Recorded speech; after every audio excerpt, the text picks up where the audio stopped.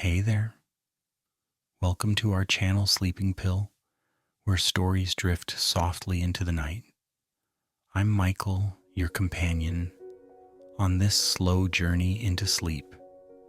So close your eyes, take a deep breath, and let this gentle story carry you towards sleep. Tonight we're stepping into a story wrapped in snow-soft silence, where the only thing louder than the winter wind is the sound of your own thoughts brushing against each other. You're waking up inside a tiny Hokkaido studio apartment that smells faintly of ink, old cedar, and the kind of instant miso you keep swearing you'll stop buying. Outside, dawn barely manages to press its pale light through the frosted window, and the world looks so still, you're half convinced it froze overnight. Honestly, with how cold it is, you probably won't survive this. So let's treat it like a peaceful little farewell tour. Before we slip into anything too dreamy, here's the usual housekeeping. So, before you get comfortable, take a moment to like the video and subscribe, but only if you genuinely enjoy what I do here. And go ahead, post your location and local time in the comments. I love seeing the little constellation of night owls drifting in from everywhere. Now, dim the lights, maybe turn on a fan for that soft background hum, and let's ease into tonight's journey together. You wake the way you always do, slowly, reluctantly, like someone peeling a sticker off an old sketchbook. Your futon is warm, but everything beyond it feels like diving into a refrigerated museum exhibit. You sit up, rubbing your eyes, blinking into the faint silver glow spreading across the room. Your tiny studio apartment is exactly as it was last night. Brushes lined neatly in their bamboo holder, stacks of half-finished Sumiya compositions leaning against the wall, a kettle shaped like a sleepy tanuki passed down from your grandmother, and that one perpetually disgruntled houseplant you bought from a convenience store clearance rack. It's still alive somehow, but only in the same way you're still awake in early morning meetings. Technically, the radiator kicks on with a feeble groan, as if reminding you that warmth is a privilege, not a guarantee. You wiggle your toes and immediately regret exposing them to the air. Another Hokkaido morning. Another day of absolute, deliberate quiet. You shuffle across the wooden floor, cold enough to qualify as a minor betrayal, and switch on the kettle. The hiss of water heating feels disproportionately dramatic in the stillness. You swear it echoes. While you wait, you pull the curtains back. Outside, a blanket of snow turns the street into a smooth, untouched canvas. A newspaper sits at the doorstep downstairs, perfectly placed. The delivery person must have monk-level discipline. You sip your tea, watching steam curl around your fingers. Everything feels muted, as if the world has taken a vow of silence with you. Your studio is small by anyone's standards, but it fits your life in a way that startles you sometimes. You've lived here long enough to memorize every squeaky floorboard, every careless scratch, every sliver of morning light. When people ask why you chose Hokkaido instead of Tokyo, why the quiet, why the isolation, you always offer a shrug or a vague inspiration. The truth, the one you keep tucked under all the routine and ink stains, is that silence felt safer than conversation.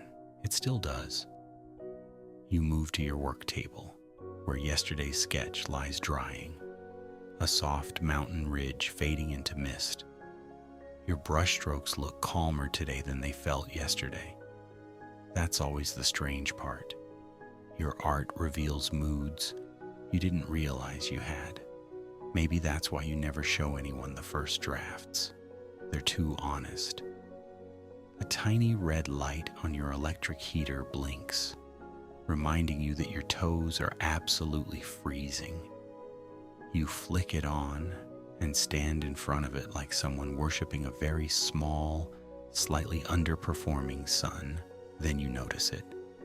A soft thump at the door. Mail. You consider pretending you didn't hear it. Your default reaction to anything requiring immediate emotional participation. But curiosity wins by a razor-thin margin. You open the door and find a small stack of envelopes dusted with snow.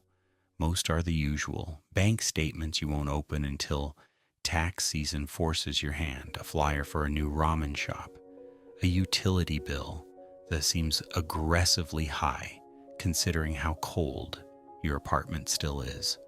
And then there's the familiar one, the envelope with the delicate handwriting you could recognize even after centuries underground. Ink strokes so precise, so deliberate, they could be individual breaths.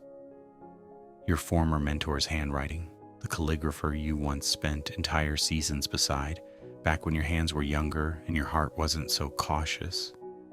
You turn the envelope over without opening it. It carries a faint scent, ink and cedar. Old memories, stubbornly preserved. Your stomach tightens, a slow knot twisting just beneath the ribs. You place the envelope on your table carefully, like setting down something fragile or mildly radioactive. You tell yourself you'll read it later. You won't. Not today, maybe not this week. But you like the idea that it's there, waiting. As the morning continues, you slip into your quiet routine. Boiling more water, mixing fresh ink, arranging your brushes, preparing a new sheet of mulberry paper. The motions feel grounding, like aligning yourself with the world after drifting slightly off-center overnight. You're not rushing. You never rush anymore. Life here has taught you that haste is just anxiety wearing a fake mustache. Your first brushstroke touches paper, slow and soft. The black ink blooms outwards, feathering into the fibers. You exhale. This is the moment you chase every morning, the tiny bloom of calm that spreads through your chest when ink meets silence. A joke flickers in the back of your mind. Something about how you've spent so long in solitude that you could probably have a full argument with your rice cooker and lose. You smirk at the thought. At least the rice cooker doesn't send handwritten letters dredging up your entire emotional history. Outside, the snow begins falling again. Small, delicate flakes drifting down like the sky is practicing calligraphy too. You pause, watching them gather on the window's edge. It's beautiful in a quiet, everyday way. The kind of beauty that doesn't demand anything from you. But the envelope sits at the corner of your table, catching the morning light. And even though you're pretending not to notice, it's impossible to ignore the way your breath hitches every few minutes. You steady your brush. You tell yourself you'll deal with the letter later. But the day feels different now. A little heavier, a little more awake. You paint anyway. You ease into the morning the same way you ease into everything. Slowly, cautiously, like someone entering cold water, one toe at a time. Your brush keeps moving, even though your mind keeps drifting back to the envelope on the table. It sits there like a guest you didn't invite but feel guilty ignoring. You tell yourself you'll get used to its presence. Humans can adapt to almost anything. Cold weather, heartbreak, even miso soup for breakfast. So surely you can adapt to one letter. Your hand keeps tracing soft lines, curved and deliberate, the kind of strokes that require you to breathe evenly. It's funny how your art demands calm from you, even when you don't naturally have any. Your wrist floats, Your fingers relax. You start painting the outline of a mountain ridge, then pause to take in the quiet of the room. There's something sacred about this hour, before the rest of the world decides to wake and throw its noisy agendas at you. Outside, the sky is settling into a pale, washed-out blue, and the snow is still falling in shy, fluttering bursts. You can hear the muffled sounds of distant car engines struggling to start, and a neighbor 2 floors below banging a door shut in a way that suggests they have already lost an argument with Monday. You continue painting, letting the ink guide your hand. You never fully choose the composition. You simply follow it. The brush seems to move from memory, like it knows the way more than you do. Maybe it does. You've spent years teaching it your quiet habits, your hesitations, your rhythm, the way you hold your breath right before making the most delicate line. If brushes could gossip, yours would know your entire inner life. After the first few shapes settle on the page, you sit back and stretch your neck. You glance at the plant near the window, which lately has been drooping in a way that feels judgmental.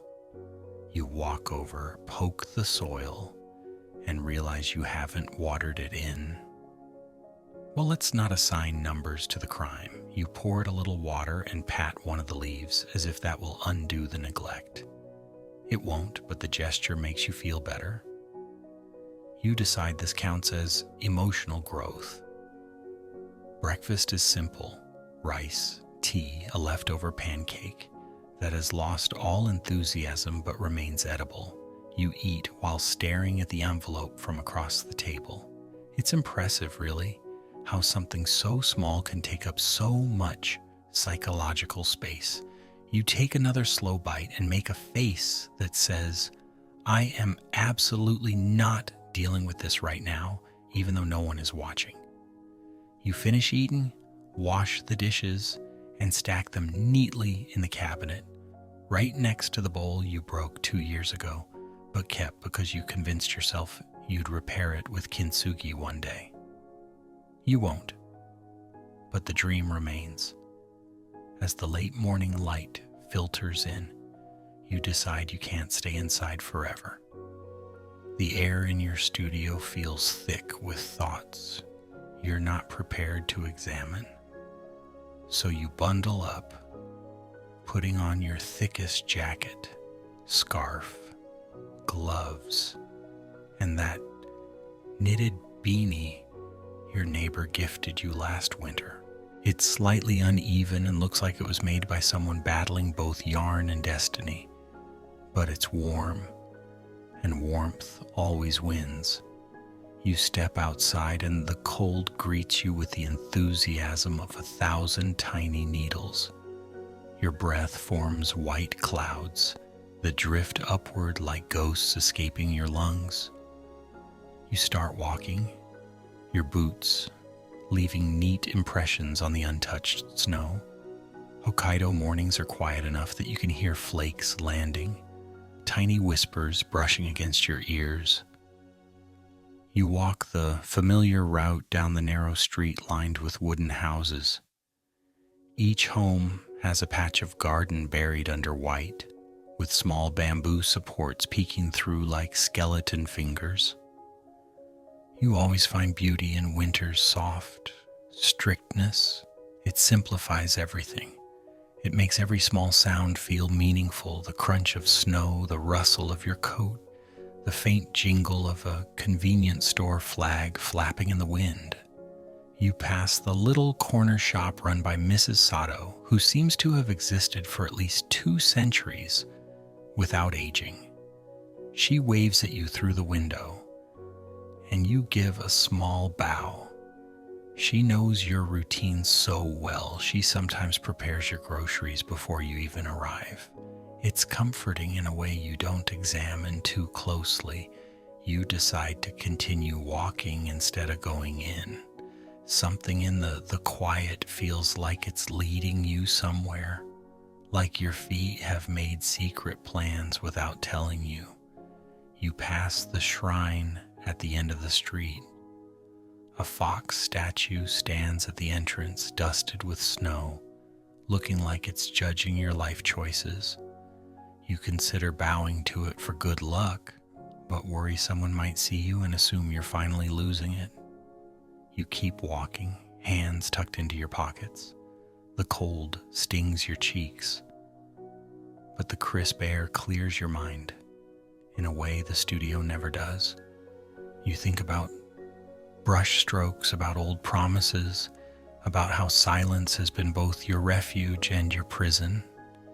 You think about your mentor, his voice calm and patient, guiding your hand when you first learned calligraphy.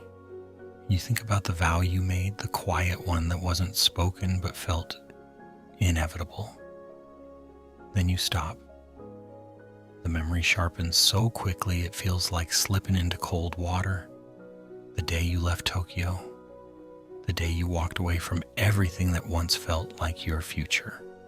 You exhale, long and slow. You turn around and start heading back home. You're not ready to unpack that memory yet, not without strong tea and maybe emotional bubble wrap. When you return to your studio, the envelope is still there, waiting.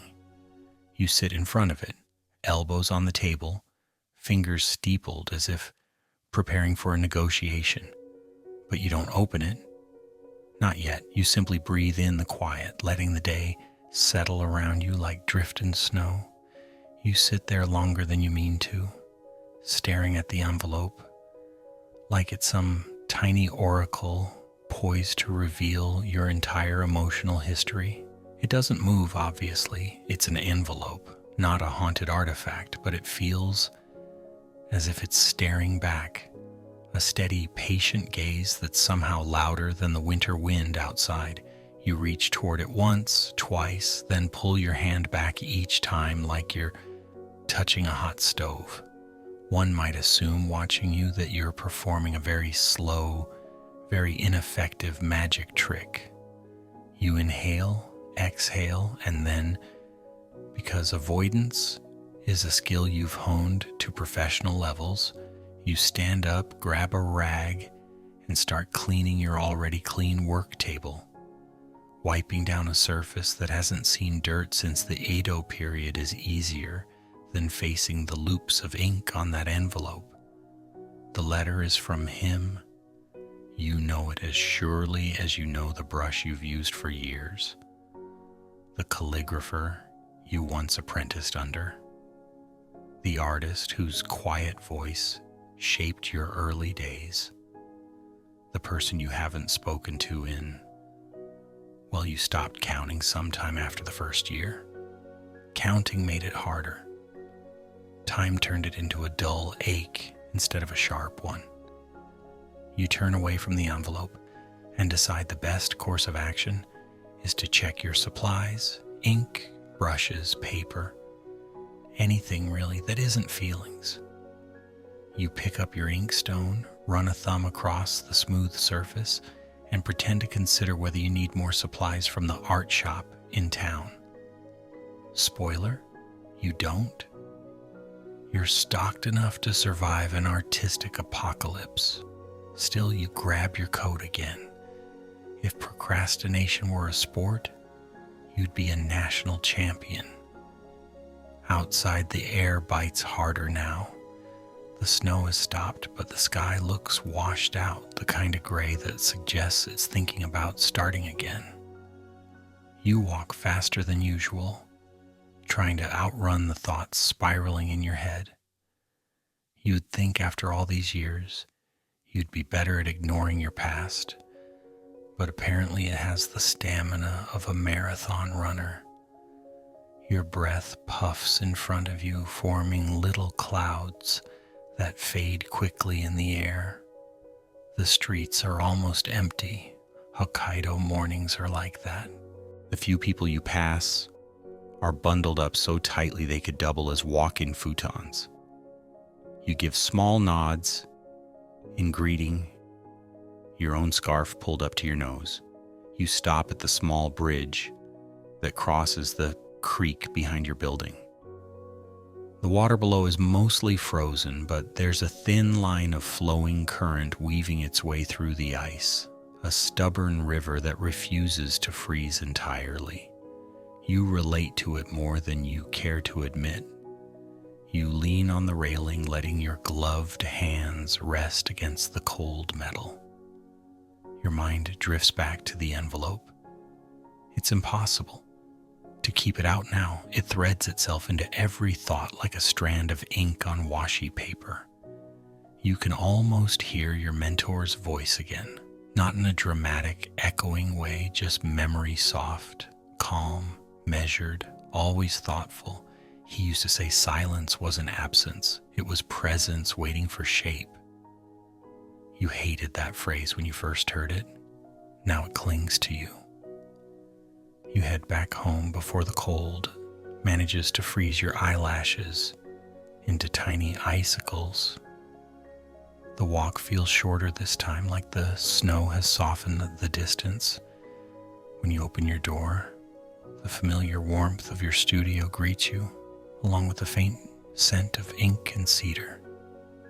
It feels safe in a way the rest of the world doesn't, but the envelope is still there, waiting. You close the door behind you, peel off your coat, and sit in front of the table. You press your fingertips against the wood, grounding yourself. Then, without giving your brain time to protest, you pull the envelope towards you. You slide a finger under the flap. Then you stop. Your chest tightens again, sharp, immediate. It's ridiculous, really. It's paper. The worst thing inside is probably polite disappointment, or maybe a request for a recipe you forgot to send years ago. This shouldn't feel like preparing for surgery. You flip the envelope over, staring again at the handwriting. Those elegant strokes, that familiar balance between confident pressure and soft release. It feels like looking at a voice you thought you'd forgotten. You close your eyes, inhale deeply, try to steady your heartbeat. You remind yourself that you're an adult, capable of handling correspondence without having a meltdown. You remind yourself that whatever he wrote is old ink on old paper, not a time machine. It can't drag you back to the past unless you let it. But still, you set the envelope down again, just slightly to the left of where it was before, which somehow makes you feel like you've made progress. To distract yourself, which is quickly becoming your daily theme, you prepare another sheet of paper and mix fresh ink. You grind the ink stick against the stone, letting the rhythmic motion calm you. The soft, steady scrape feels like smoothing out your nerves one layer at a time. You dip your brush, letting the tip absorb the ink slowly. The first stroke you make is different today. Slightly heavier, slightly less patient. The ink spreads more boldly than usual, blooming into the paper with a confidence that surprises you. You stare at it for a moment, recognizing your own tension in the line. You shake out your shoulders. You try again. The next few strokes come easier, more familiar. Gradually, your breathing steadies and you sink into that slow rhythm you know so well. The gentle rise and fall of your hand, the whispery sound of brush against paper, the hum of your heater kicking in at irregular intervals. It feels like meditating without admitting you're meditating. Halfway through your composition, you catch yourself glancing again at the envelope. You sigh, loudly, dramatically, like someone performing for an invisible audience. You tell yourself you'll open it after lunch. Then you tell yourself you'll open it at sunset. Then you tell yourself you'll open it tomorrow. The truth is, the moment you open that envelope, silence will no longer protect you. It will have to become something else, something shaped. You stare at your half-finished painting, the brush poised between your fingers, and you realize, with a strange mix of dread and anticipation, that avoiding the letter has already started changing you. You tell yourself a walk will help. Fresh air, moving around, letting the world be bigger than the envelope sitting on your table. You bundle up again, tug your scarf over your chin, and step outside into streets that look like someone spilled a giant bucket of powdered sugar over the entire town. The sky is pale, and the kind of soft cold that seeps through fabric creeps into your sleeves. Still, you walk. Your plan is simple. Buy tofu, maybe some green onions. Definitely avoid emotional crises in public. But the moment you reach the end of your street and turn toward the small grocery store, something distracts you. Partly the cold, partly your brain doing gymnastics to avoid thinking about the letter. You take the long way, which is how you end up wandering toward the quieter streets, the ones with narrow alleys and old wooden shops with sliding doors that creak in a comforting way. You walk slowly, letting your boots press deep impressions into the snow. The winter silence isn't empty, it's full of tiny, almost invisible noises. Snowflakes brushing your coat, wind slipping around corners, the muffled hum of a heater inside someone's home. Somewhere in the distance, a bell rings. Probably the bakery announcing fresh bread, which always makes you want bread even when you swore you'd try eating healthier. Not today. Today you're busy having an existential crisis about paper. Your distraction works for about 5 minutes until your thoughts drift right back to the envelope. You sigh, watching the cloud of breath swirl up like a ghost escaping your insides. You almost say out loud, "Why now?" but decide that talking to yourself in public is a luxury reserved for warmer weather. You pass the bookstore, its windows foggy from the heater inside. You stop for a moment to look through the glass. Stacks of old poetry collections lean against one another, and you feel a brief tug in your chest. You used to read poetry with your mentor, soft, sparse Japanese poems that fit on a single sheet of paper, but somehow carried entire worlds. You keep walking. If you stay there too long, you might accidentally remember things you've worked very hard to forget. By the time you reach the convenience store, the air has turned even colder, nipping at your nose with the kind of determination usually reserved for overachievers and competitive parents. You slip inside and greet the clerk with a nod. The warmth inside is instant and glorious, like being toasted inside a human-sized bun. You grab tofu and green onions, and after a brief internal debate, a pack of melon bread you absolutely don't need but emotionally require. At the counter, the clerk asks, "Cold today, huh?" And you nod politely instead of saying, "Yes, and also I'm avoiding a life-changing letter on my kitchen table." You pay, bow slightly, and step back into the cold. You take a different route home this time, one that winds through the older part of town. The wooden houses here tilt slightly with age, their roofs heavy with snow. The charm is undeniable. You stop at the small shrine tucked between two homes. It's so quiet that the sound of a single crow landing on the torii gate feels almost dramatic. You consider tossing a coin into the offering box, maybe asking for courage. But then you remember the last time you wished for something at a shrine and immediately dropped your phone in a puddle the same afternoon. You decide not to tempt fate. As you walk, you think about your mentor, the calligrapher whose handwriting now haunts your studio. You remember the way he used to tilt his head when looking at a student's work, the gentle way he'd say, "Not wrong, but not true yet." You remember hours spent grinding ink in the soft morning light, listening to him explain that brushwork should feel like breathing, steady, natural, quiet. You were young then, eager in a way that feels foreign now. Back when ambition was louder than fear. Back when you believed that art could fix anything, even the parts of you that felt unfixable. Your boots crunch through snow as the memories sit heavy in your chest. You try to breathe them away. It doesn't work. You pass the old bridge again, the one you stood on earlier. This time you stop long enough to watch the thin flowing line of water beneath the ice. It's moving quietly, defying the cold, refusing to freeze, no matter how much the world presses against it.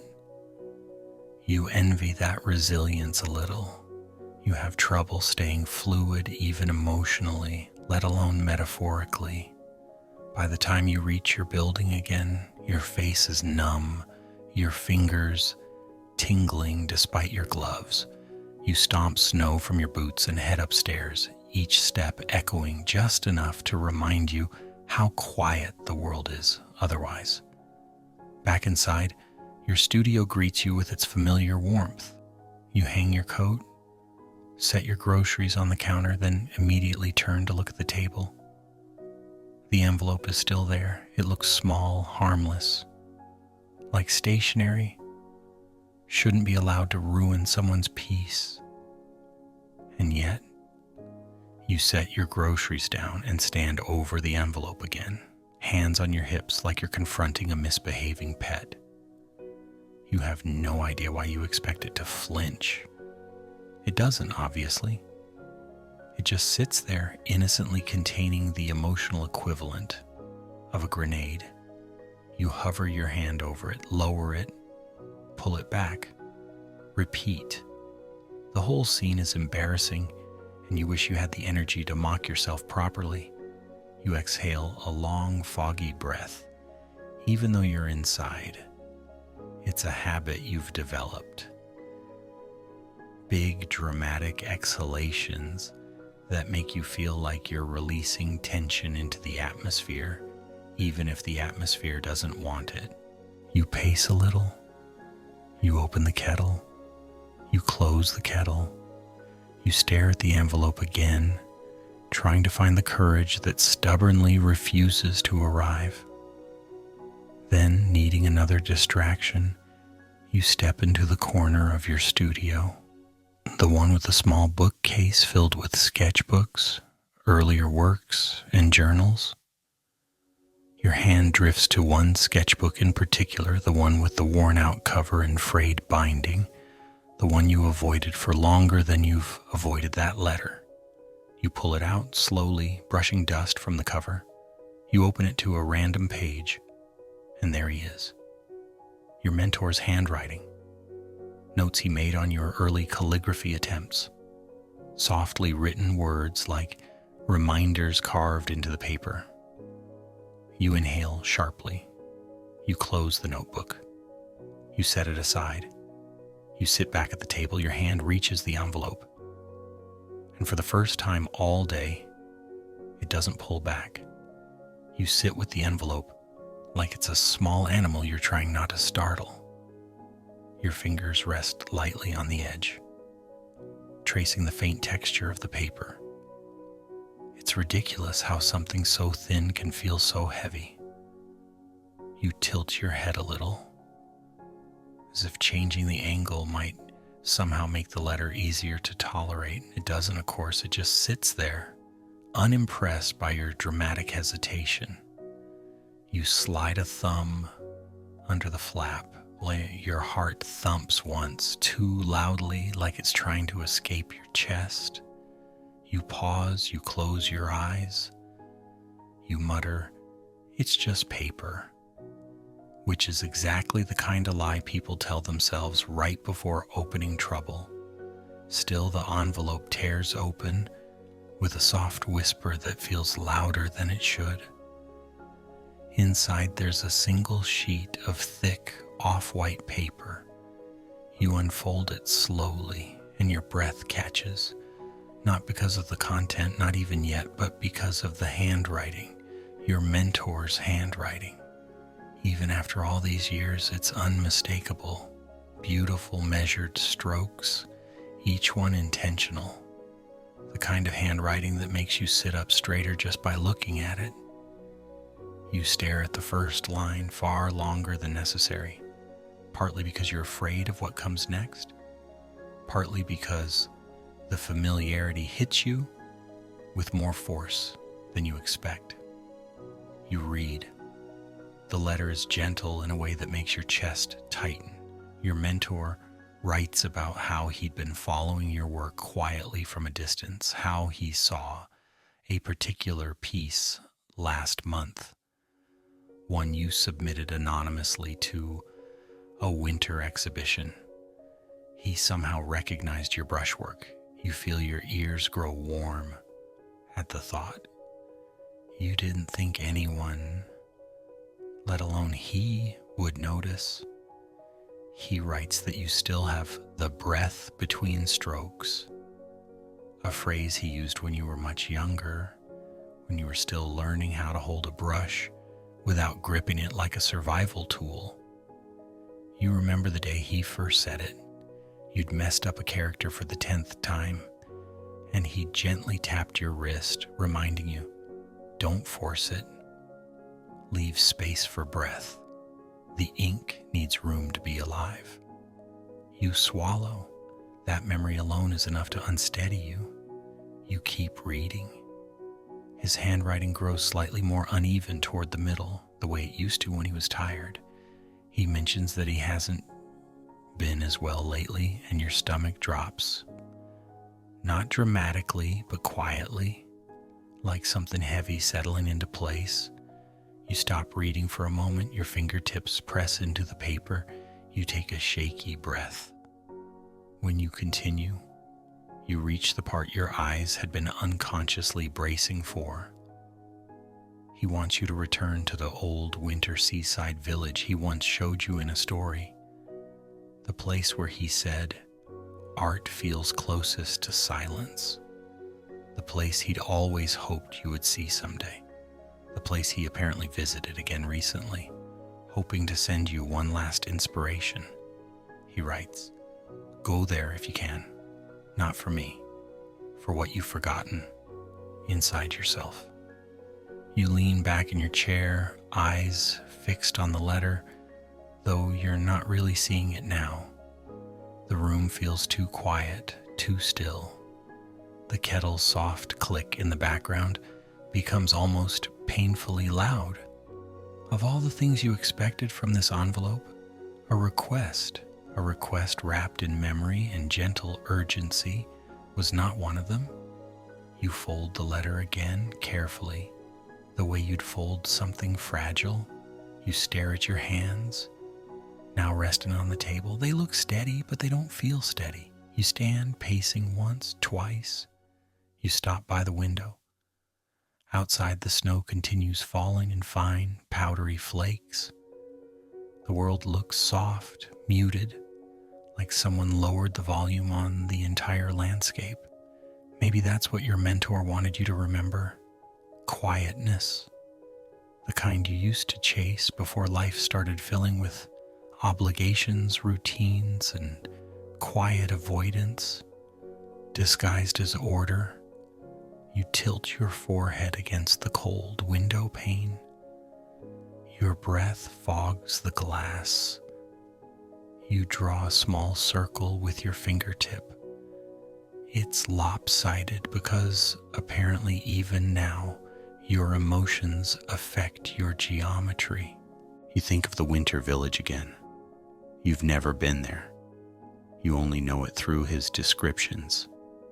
Descriptions you once listened to with half your attention, pretending you weren't imagining every detail. Wind-carved cliffs, a lighthouse perched on a rocky outcrop, a coastline brushed in white foam, a path leading down to a beach covered in stones, smoothed by years of waves. You inhale softly, remembering the way he used to speak about it, like a place where the world breathes differently. You step back from the window. You glance at the letter on the table again. You look away. You look back.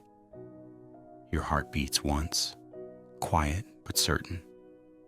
You whisper to yourself, maybe I should go. The ridiculous part is that you don't even know exactly why. Not yet. Maybe because he asked. Maybe because something inside you is tired. Tired of routine, tired of avoidance, tired of pretending that quiet longing isn't living just beneath your ribs. You pace again, fingers brushing the back of a chair. The idea of traveling there feels strange, foreign. You're not spontaneous. You're hardly even flexible. You plan your grocery trips, down to which aisle you enter first. A sudden trip to a remote winter village? That's chaos, emotional chaos. You are not equipped for that. You can barely handle opening mail. And yet, when you imagine the journey, something inside you softens instead of panicking. The images come easily. Snow-covered roads, wooden houses, your breath curling into the air as you stand by the sea. It feels gentle, a type of quiet you haven't had in years. You return to the table, sit again, read the letter once more. Your mentor's words feel like someone reached inside your life and nudged you. Not hard, just enough to make you look in a direction you've avoided. You lean back, exhaling slowly. Then, unexpectedly, you laugh. A small, tired, slightly sarcastic laugh. Because, of course, the day you try to distract yourself with tofu and melon bread ends with a life-altering invitation from the past. You whisper, you would do this, as if your mentor could hear you. You fold the letter again, but this time you don't set it aside. You keep it in your hands. You sit there quiet, steadying your breath. This time, when your heart beats, it doesn't feel like fear. It feels like movement. You don't tell anyone you're planning a trip. You barely even tell yourself. Instead, you spend the next morning pretending your life is absolutely normal.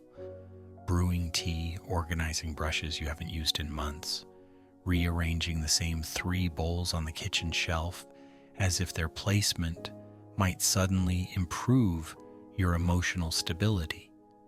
Spoiler, it doesn't. By noon, you've searched the winter village's name 3 times, each time pretending it's just curiosity. You read about the lighthouse, the narrow streets, the tiny inn with only 4 guest rooms, and the coastline that looks like it was drawn by someone who had a little too much time and a lot of affection. You tell yourself you're researching, not deciding. This lie lasts until about 12:07 p.m. when you're filling out a reservation form with far too much determination. It's only when the confirmation email arrives that you sit back, blinking at the screen like you've been personally betrayed by your own decisiveness. You whisper, well, that happened. You close the laptop, inhale deeply, and immediately feel the first ripple of travel-related dread. Not dread of the place, dread of packing. Packing, in your opinion, is an emotional exam you never studied for. You open your closet and stare into it as if expecting enlightened guidance from your very confused clothing. You pull out a sweater, too thin, another, too itchy, another. Perfect. But then you remember you spilled miso soup on it last month. You groan softly, toss it aside dramatically, and mutter that your life would be easier if you were the kind of person who owned exactly 3 items of clothing like those minimalist people online who claim they're so free. You know they're lying. No one with that few sweaters is free in winter. Eventually, after a ridiculous amount of second guessing, you assemble a small pile of garments that suggest you are A. responsible, B. reasonably warm, and C. not having a crisis, even though you very obviously are. By evening, you have a suitcase half packed, a train ticket sitting in your inbox, and exactly 0 emotional clarity. You try to relax by sitting on the floor and staring at the ceiling. This is not particularly effective. When night falls, you lie in bed, staring at the faint glow from the street lamp outside. You imagine the winter village's lighthouse, its slow, sweeping beam cutting through snow-laden air. You wonder what it looks like up close. You wonder if it feels as quiet as your mentor described. Your chest tightens again, that same soft mix of longing and uncertainty, and you finally let yourself acknowledge one thing: you want to go, truly. Even if it scares you a little, you drift off eventually, your mind painting the landscape you'll soon see. The next morning, your alarm rings far too early. You groan, drag yourself out of bed, and shuffle through your apartment like a reluctant ghost. You double-check everything 3 times: ticket, wallet, sketchbook. You add 2 extra pencils, even though you're pretty sure you won't use them. Just in case, you whisper to yourself, as though rogue pencil emergencies are a real threat. By the time you step outside, the air is crisp enough to wake you fully. The sky is pale, almost colorless, the kind of winter morning that feels like a blank page. You pull your scarf tighter and start walking toward the station, suitcase rolling behind you with a sound that is both reassuring and mildly annoying. At the platform, you stand among a small cluster of early travelers, a woman sipping canned coffee, a man scrolling through his phone like he's trying to solve world peace via touchscreen, a pair of students laughing quietly, their breath puffing in soft, white clouds. Your train arrives with a low, rumbling sigh. You board, find your seat, and settle in by the window. The heater hums warmly beneath your feet. You set your bag beside you and exhale slowly. As the train pulls away, the cityscape blurs, rows of buildings, flashes of neon signs left on overnight, a bakery already opening with steam, drifting through the shutters. You watch everything with a strange, detached calm. It feels like you're stepping out of your life for a moment, leaving behind the everyday routines that have become too predictable, too safe. And then the train enters open countryside. Snow-covered fields stretch outward in soft, uneven blankets. Thin trees cast long, delicate shadows. Every so often, you see a farmhouse or a cluster of rooftops. Smoke drifting into the pale morning air. The landscape grows quieter, lonelier, in the comforting kind of way that makes your thoughts breathe easier. At one point, you hear a soft thunk and look down to find a snack you thought you'd lost last week. This is either a sign of good luck or conclusive proof that you should clean more often. You eat it anyway. It tastes like victory. When the train approaches the coast, the scenery changes again. Snow gives way to cliffs softened by frost, waves crashing rhythmically below. You lean closer to the window, breath fogging the glass faintly. The sea looks endless, dark, and steady. You imagine your mentor standing here once, gazing out the same window, thinking thoughts he never voiced. The thought settles into your chest with a mix of warmth and heaviness. As the train slows near a small station, just a wooden platform and a single lantern, you straighten. This is your stop, the winter village, the place you've seen only through someone else's memories. You step out onto the platform, and instantly the air feels different. Colder, cleaner, carrying the faint scent of sea salt and pine. Snowflakes drift lightly, soft as dust. The quiet is profound, like the entire village moves at half speed. You pull your suitcase behind you, wheels crunching gently through thin snow. The station is almost empty, save for an elderly man sweeping snow with casual, unhurried strokes. He glances at you, nods once, and returns to sweeping as if newcomers appear all the time, even though it's clear they don't. You walk down the narrow path toward the village, guided by lanterns glowing faintly along the road.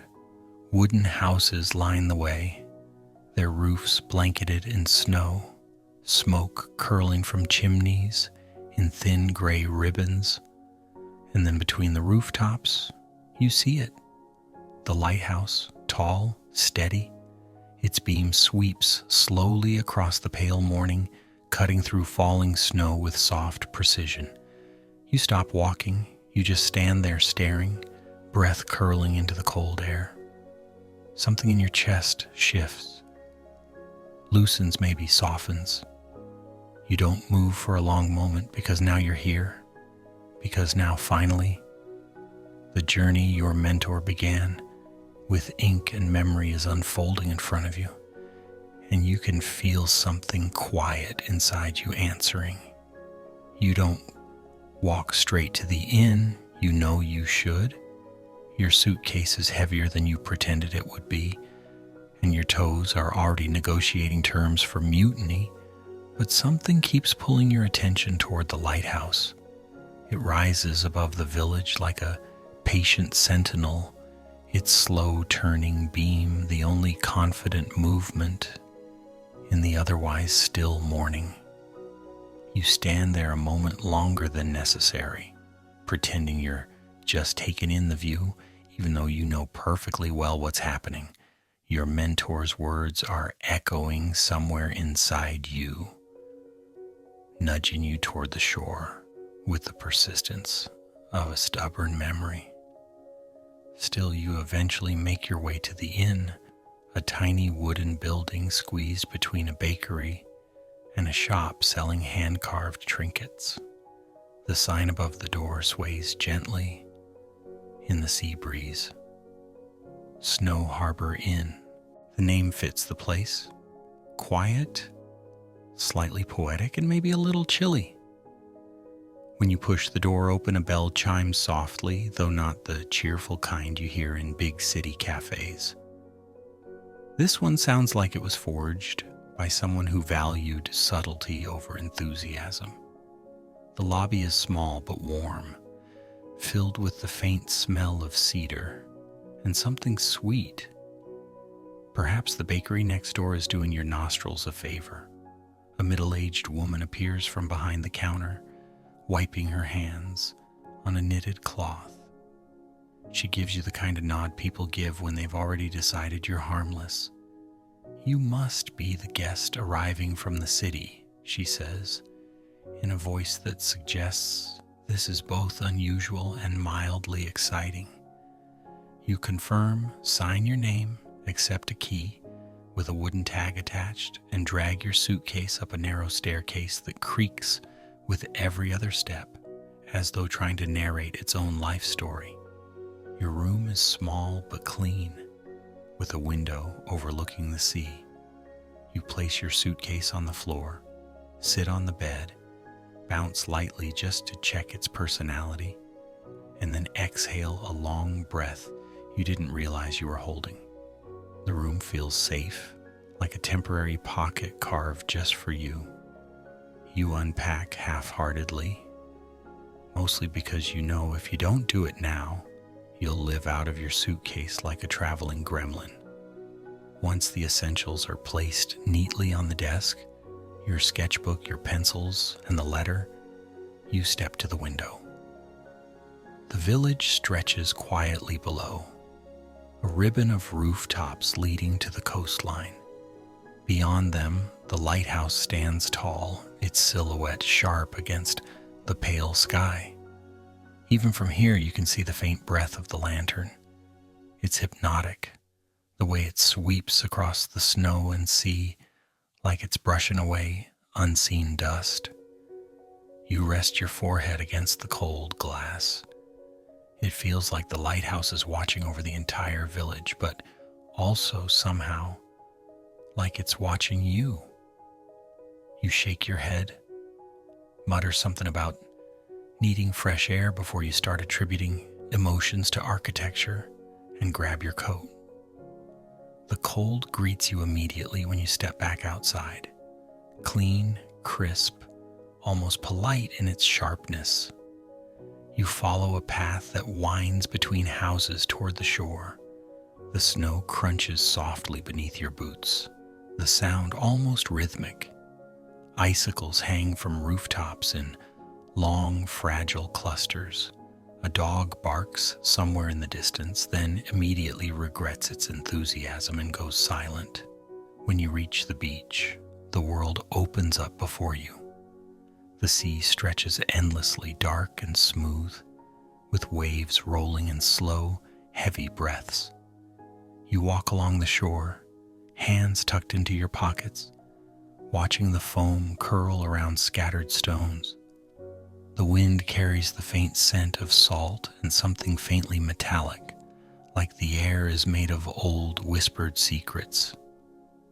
You stop near a cluster of rocks shaped by years of storms. Your mentor once described these formations to you. You remember thinking at the time that he was exaggerating. They sounded too poetic to be real. But now standing here, you can see why he loved this place.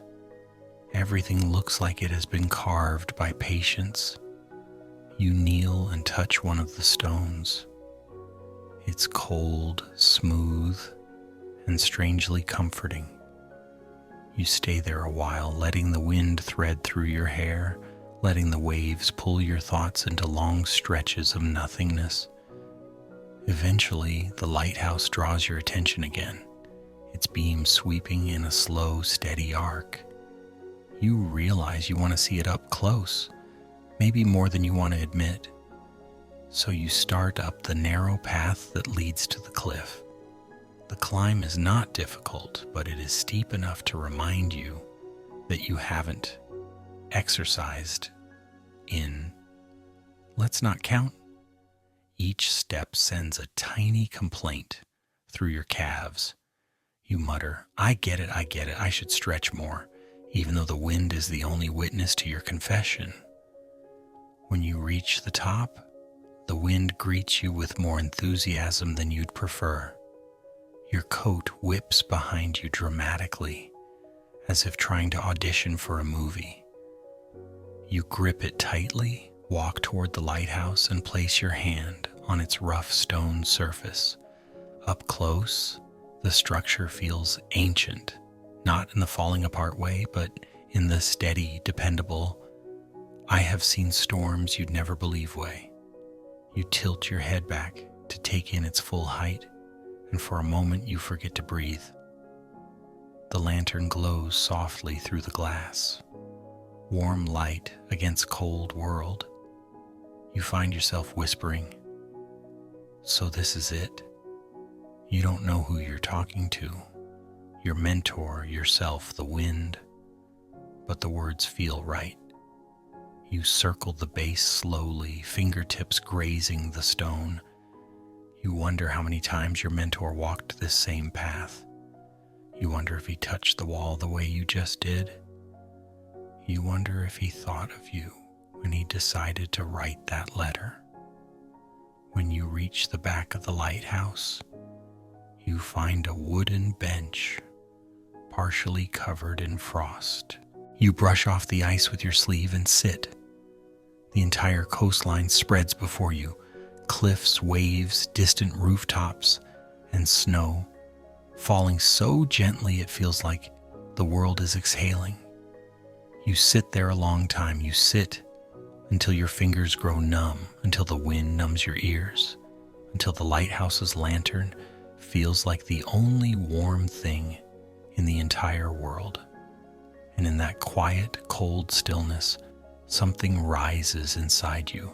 Not a memory, not exactly an emotion, but the beginning of a realization. You understand why your mentor wrote to you.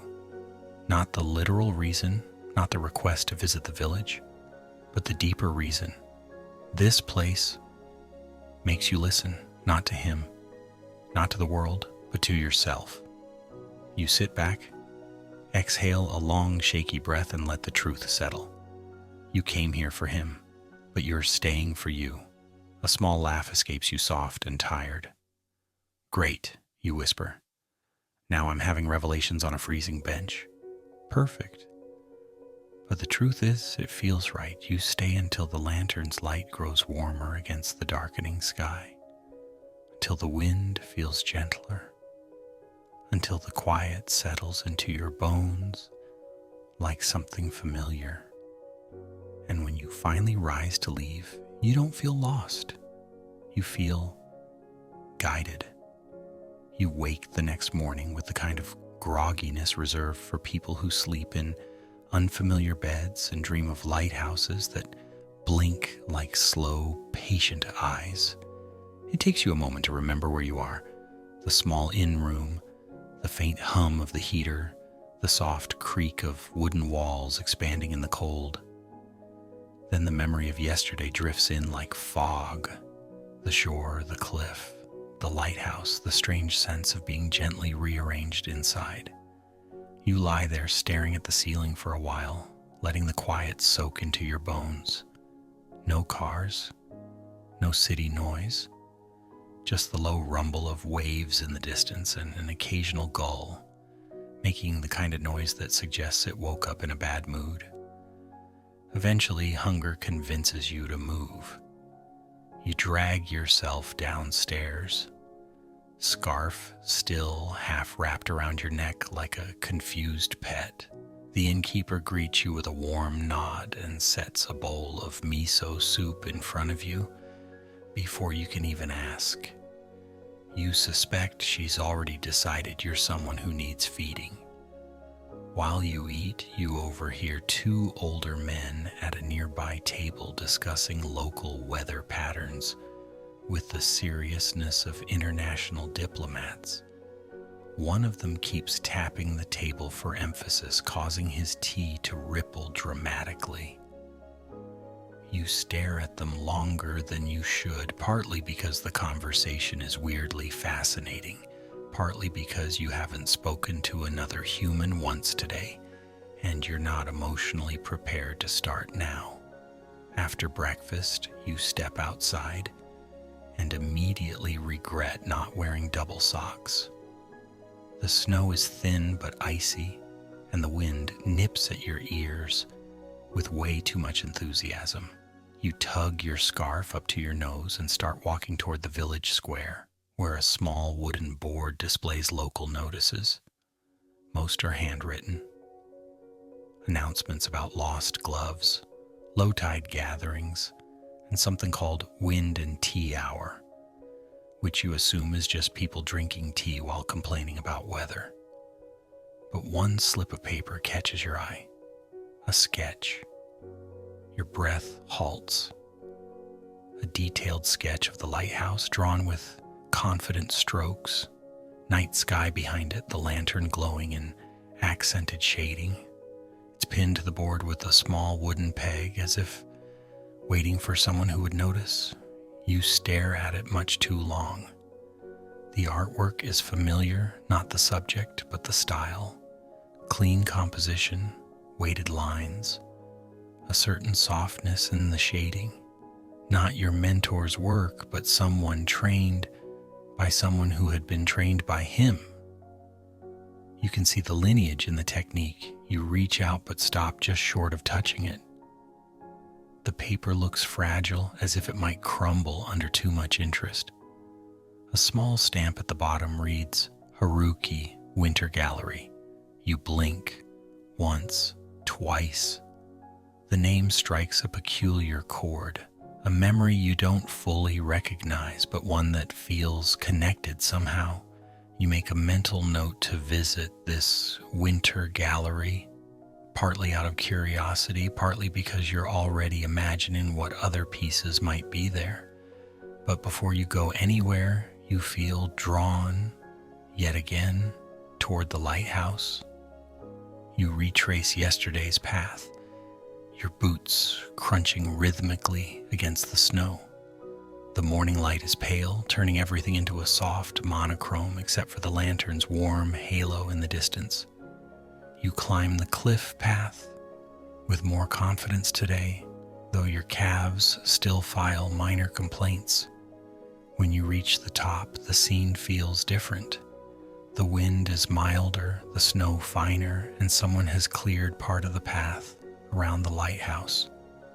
You notice footprints, fresh ones, not yours, not from yesterday. Someone else was here recently. You glance around but see no one. Your hand drifts again to the stone wall. The lighthouse feels almost alive beneath your touch. Not in the dramatic haunted way, but in the way old, meaningful things sometimes hum with presence. You circle around to the bench again. Today it's free of frost, as if someone cleared it earlier. You sit down, pull your coat tighter, and breathe in the sharp, clean air. For a long moment you simply watch the sea.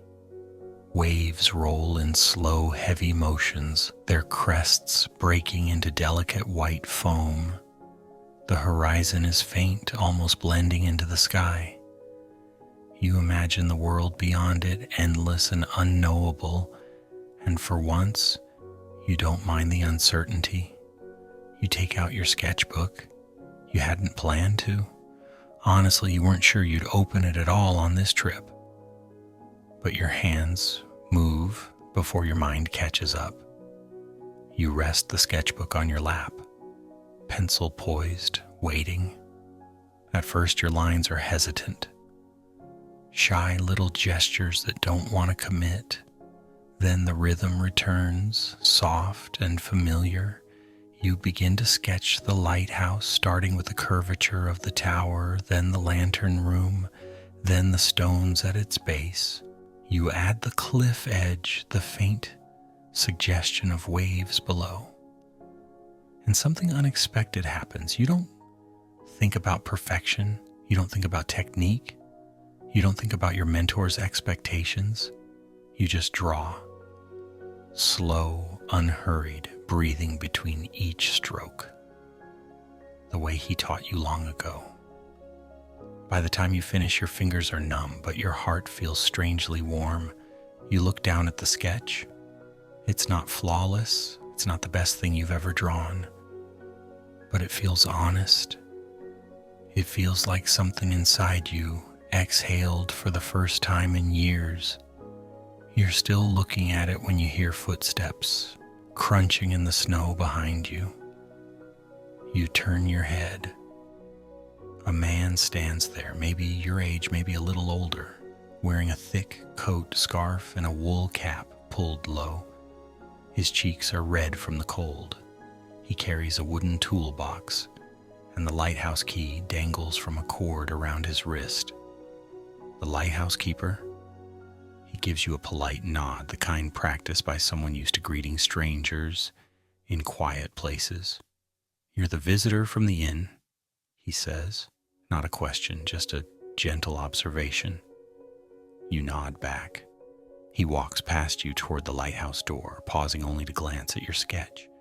His gaze lingers a second longer than expected. Not judgment, recognition. You draw with breath, he says softly. The phrase hits you so hard your heart stumbles. You look up sharply. Did you know someone who used to say that? He turns the key in the lock, the metal clicking softly. Yes, he answers. My teacher. Your breath catches. His teacher, your mentor. You grip your sketchbook a little tighter. as a quiet realization settles over you like falling snow. You did not come here alone. Threads you hadn't noticed are beginning to connect one by one. The lighthouse keeper gives you a small smile, warm, patient, knowing, and steps inside. He doesn't invite you in. He doesn't need to.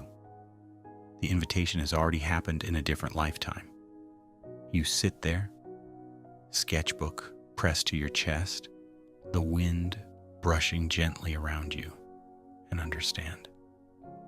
The next chapter of this quiet vow has just begun. You don't follow him inside, at least not right away. You sit there on the bench for several seconds, or several minutes. Time gets weird around lighthouses, apparently, trying to convince your heart to stop behaving like a startled bird.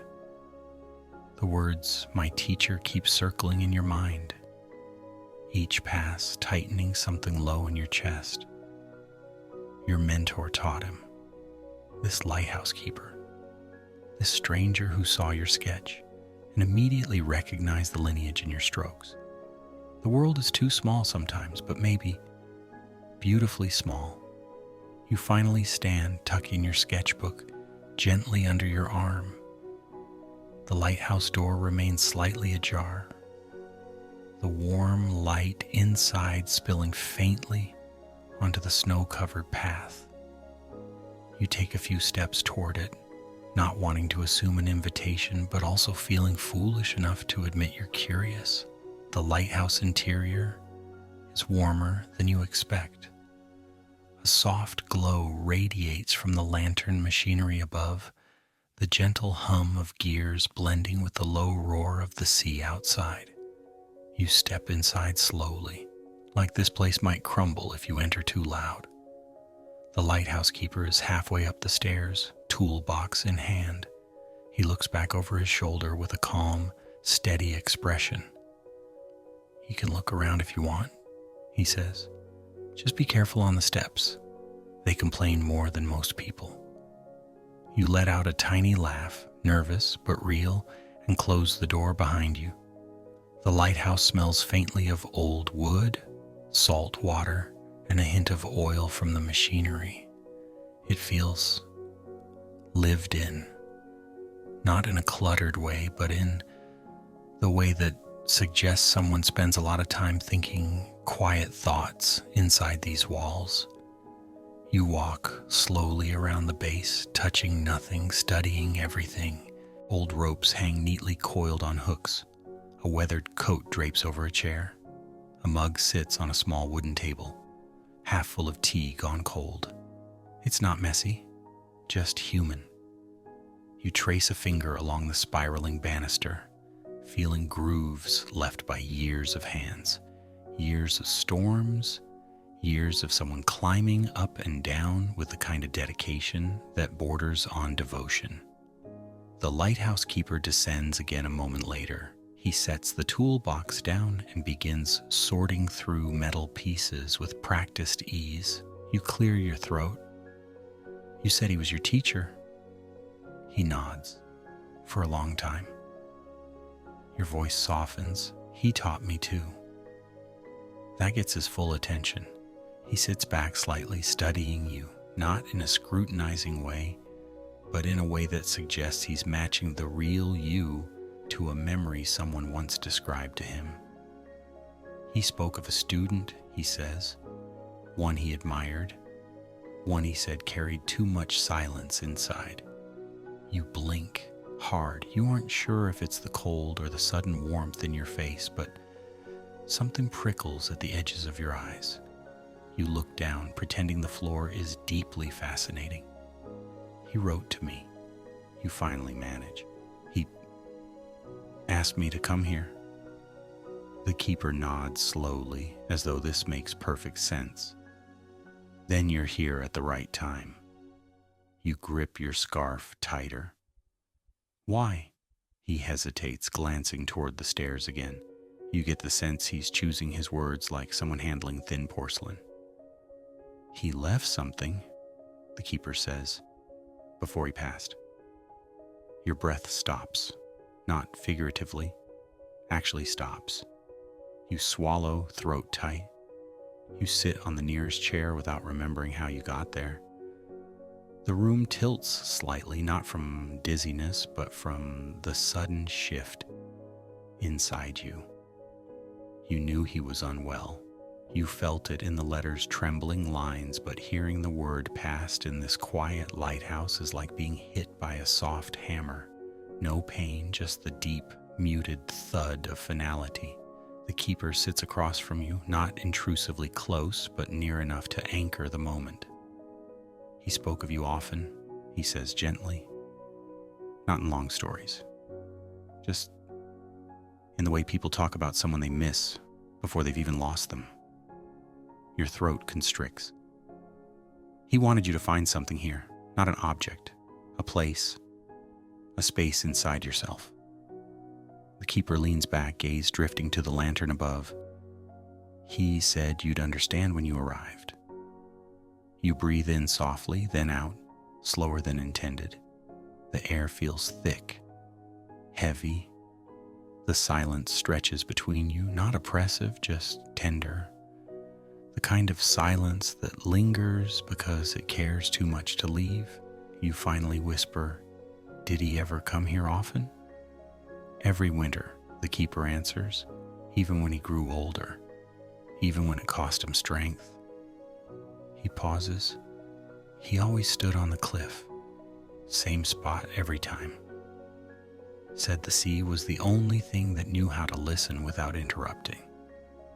You smile faintly through the ache. That sounds exactly like him. The keeper watches you with a calm steadiness. He asked me to look after this place and to guide you if you ever came. Guide me? How? His lips curve into the smallest smile. By letting you sit here, wander, sketch, breathe. He shrugs lightly. You're not here for a task. You're here for quiet. You lean back, letting that sink in. You look again at the lighthouse's interior, the soft amber glow shaping shadows on the walls. You let the warmth press against your skin. You listen to the low heartbeat of the lantern, steady and reassuring. You feel your own breathing slow, settle, deepen. And then, unexpectedly, you laugh. It slips out, soft but honest. "Of course," you mutter. "Of course he'd send me on a spiritual scavenger hunt instead of writing a normal farewell." The keeper chuckles quietly. He wasn't much for normal. You glance at him with a tired smile. Neither am I. You sit together in shared silence, two strangers connected by one person whose presence still lingers in the air, like a faint scent of ink. Eventually the keeper stands. "I have a few things to finish upstairs. Stay as long as you want." You nod. He climbs the stairs again, footsteps fading into the soft, mechanical hum. You remain below, fingers resting on your sketchbook. And for the first time in years, in a lighthouse built on wind and memory, you feel something loosen, something shift, something open. Not everything, just enough. You take out your pencil, breathe in the warm, lantern-lit air, and begin to draw again. Not for perfection, not for legacy, but for the simple, quiet promise you made to yourself the moment you stepped into this winter village. To listen, to feel, to stay, even if just for a while.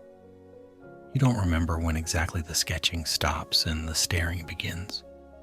One moment, your pencil is moving in slow, deliberate strokes, shaping the soft glow of the lantern. The next, your hand is still, suspended above the page while your mind drifts somewhere between memory and the faint hum filling the lighthouse. The keeper's footsteps echo faintly above you, measured, familiar, comforting in their simplicity. You imagine him tightening bolts, checking lenses, doing the quiet tasks that keep this place breathing. It's strange how the presence of another person can make a silent place feel even calmer, as if the world itself exhales, reassured. You close your sketchbook gently and stand, stretching your stiff shoulders. The lighthouse warmth clings to you like a shawl as you step toward the narrow window, facing the sea. Snow is falling again, soft as powdered sugar shaken from the sky. Each flake flickers briefly in the lantern's beam before dissolving into the dark. You press your palm against the cold glass. The view steals your breath. Not dramatically, not with awe, but with a quiet, steady pull. The kind that feels a little like longing and a little like recognition. You whisper to yourself, I could get used to this, and immediately regret admitting such vulnerability out loud. When the keeper descends the stairs, toolbox in hand, you turn toward him. He pauses halfway down, breath forming a faint cloud before disappearing. You draw well, he says simply, as if stating a fact, like the snow is white or the sea is cold. You shrug, suddenly shy. I used to draw more. He nods in that slow, thoughtful way of people who understand unspoken things. You will again. You don't know how to respond to that, so you don't. You just stand there, letting the warmth from the lantern and the weight of his words settle inside you. After a moment, you clear your throat. Do you ever get tired of this place? He shakes his head gently. No. The storms keep it interesting. The calm days keep it kind. That sounds absurdly poetic for someone who fixes lanterns for a living. You raise an eyebrow. You practice that line in front of a mirror? He huffs a quiet laugh. No, but I've had years to think about it. You lean against the wall, watching him place the toolbox neatly beside the door. Did my mentor tell you much about me? He pauses mid-motion, then straightens. Not much, just enough. Enough for what? He considers this a moment, rubbing a thumb along the wooden handle of the toolbox. Enough to know that you're someone who carries silence the way others carry burdens. Ouch. Accurate, but ouch. You mutter, he was annoyingly perceptive. He was fond of you, the keeper adds. You look down, the floorboards blur slightly. I didn't visit him enough. The keeper studies you quietly. He didn't think of it that way. Silence again, but this time it's softer, a cushion instead of a weight. You glance around the lighthouse interior, realizing how much of your mentor's presence lingers here in ways he never told you. You wonder if he wanted it this way. A quiet inheritance, passed on through light instead of heirlooms. A sudden gust rattles the windows, and the keeper angles his head toward the door. A storm is coming in, not a strong one, but enough to make the cliffs slippery. You should head back to the village before it worsens. You nod, grabbing your coat. But before you step outside, you turn back to him. Thank you for everything. He gives a small bow of his head. Come back tomorrow. There's more you should see. More. Your heart skips, not with fear, but with anticipation. You step outside into the cold, pulling your coat tightly around you. The wind has picked up, flinging snow in swirling, playful patterns. The lighthouse glows behind you, casting a warm halo onto the cliffside. You start down the path slowly, careful with each step. The village below looks quieter than usual, its lights dimmed by the snowstorm drifting in. The houses appear soft-edged, like a watercolor painting blurred by tears or rain. You're not committing to which. Halfway down the path, you catch yourself smiling for no particular reason. The kind of small, reluctant smile that sneaks in when your guard is down. When you reach the bottom of the cliff, you don't head straight to the inn. Instead, you wander toward the shoreline again. The waves are louder now, crashing in slow, heavy beats. You stand close enough to feel the cold spray on your cheeks, hands tucked deep into your pockets. The sea looks endless tonight, endless and awake. You sit on a driftwood log blanketed in snow, pulling your knees closer to keep warmth from escaping. The world narrows to three things: the sound of the waves, the faint glow of the lighthouse behind you, and the feeling in your chest that something long dormant is finally stirring. You stay there until the cold begins to seep through your boots. When you finally return to the inn, you're greeted by warmth, dim lamplight, and the distant clatter of dishes from the kitchen. The innkeeper glances up as you enter, eyebrows raised. "You're freezing," she scolds gently. "Sit. I'll bring you something warm." You do as told, shedding your coat and sinking into a chair near the heater. The warmth is immediate, but your thoughts remain distantly tethered to the lighthouse, to the keeper, to your mentor, to the unspoken threads weaving everything together. When the innkeeper returns with hot tea, you wrap your hands around the cup, letting the heat seep into your fingers. "You like it here," she says simply. You don't deny it. You sip the tea slowly, gaze drifting to the window, where snow continues to fall in a quiet, relentless hush. Tonight the silence doesn't feel heavy.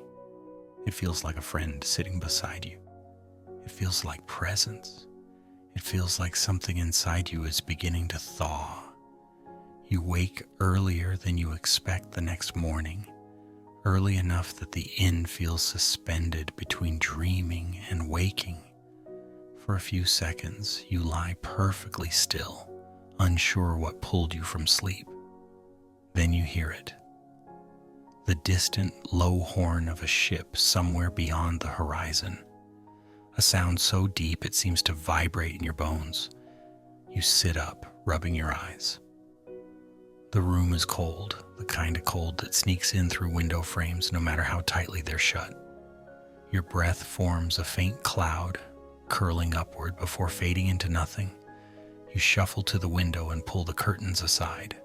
Snow everywhere. Fresh, soft, untouched, except for a single trail leading from the inn's entrance toward the shore. The morning light is pale and pearly, like someone dipped the entire world into warm milk. The lighthouse beam drifts slowly across the sky, steady and unbothered by the weather. Part of you wants to crawl back into bed. The other part, the louder, more curious part, reminds you that the lighthouse keeper asked you to come back today. You whisper, "Right, that," and immediately regret how groggy your voice sounds. After a quick breakfast and an even quicker internal debate about how many layers a person can wear without becoming a walking laundry pile, you step outside. The snow crunches beneath your boots with satisfying crispness. The air feels cleaner today, sharper somehow, like the world was washed overnight. As you follow the path toward the cliff, your breath puffs in small white bursts. You notice details you missed yesterday: icicles hanging like glass teeth from roof edges, fishing nets drying stiffly on wooden racks, the faint smell of seaweed carried by the breeze. When you begin the climb up the cliff, it's easier than yesterday, not because your calves are suddenly athletic, but because something inside you feels lighter. The path is still slippery in places, but you move with more certainty. At the top, the lighthouse stands as you left it, steady, warm, waiting. The keeper is already outside clearing snow from the entrance with slow, methodical strokes. He glances up when he hears your footsteps. "You're early," he says. You shrug. "Couldn't sleep?" Storm nights tend to do that. You nod, though you're pretty sure your lack of sleep had less to do with the storm and more to do with the faint, persistent feeling that something important was waiting for you here. He gestures toward the door. "Come inside. It's colder than it looks." You follow him in, brushing snow from your coat. The interior is even warmer today, like the lighthouse has decided to be generous. The keeper sets his broom aside and picks up the toolbox again. "You said there was more I should see," you remind him. He nods once. "Yes. But first, something small." He leads you toward a corner where an old wooden chest sits. You hadn't noticed it yesterday, probably because you were too busy having emotional revelations all over the furniture. The chest is worn, the edges softened by age, the lock tarnished but intact. The keeper kneels beside it and opens the lid with careful hands. Inside are stacks of papers, sketches, notes, small bound booklets tied with string. Some pages are yellowed, others crisp. All of them feel old enough that touching them without reverence would be a crime punishable by at least a stern talking to from the universe. "These were your mentors," the keeper says softly. Your breath catches. "He left them here?" You kneel beside him, hands hovering but not quite daring to touch. "He kept copies of everything important," the keeper explains. "But these..." He lifts a thin booklet with frayed edges. These were his personal notes, thoughts he didn't share with anyone. You swallow. Hard. "Why here?" He said this place was where he heard himself most clearly. The keeper looks at you. He hoped that one day you would hear yourself here too. The words settle over you like a snowfall, soft, weighty, inescapable. You reach for the booklet with trembling fingers. The cover is simple, just a blank page worn smooth by years of handling. You open it carefully. Inside are sketches, quick, spontaneous, imperfect. Notes scribbled in the margins, fragments of thought. You read a line aloud without meaning to. Silence teaches what words cannot. Your chest tightens so sharply you inhale through your teeth. The keeper doesn't interrupt.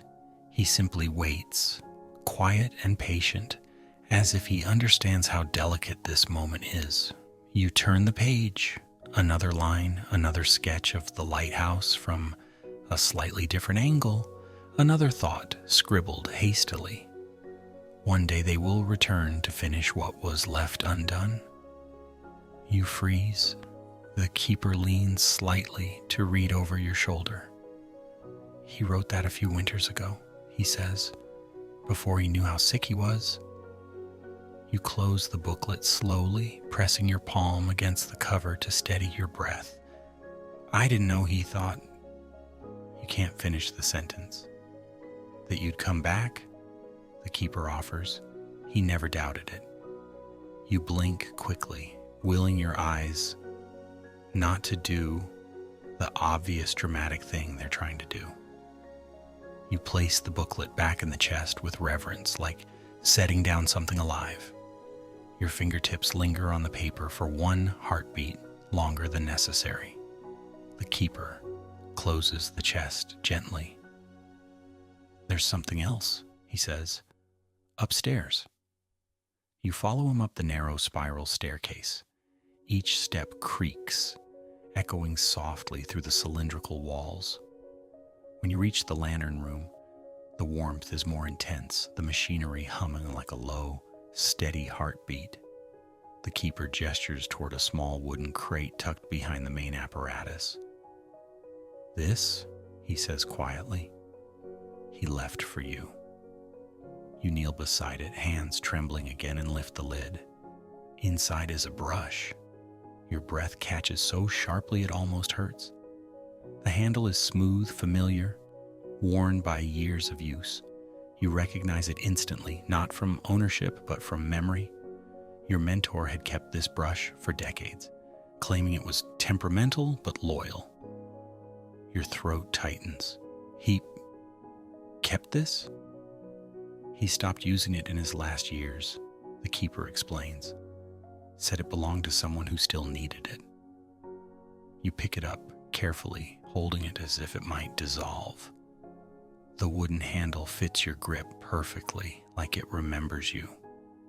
You whisper, "Why would he leave this for me?" The keeper meets your eyes with quiet certainty.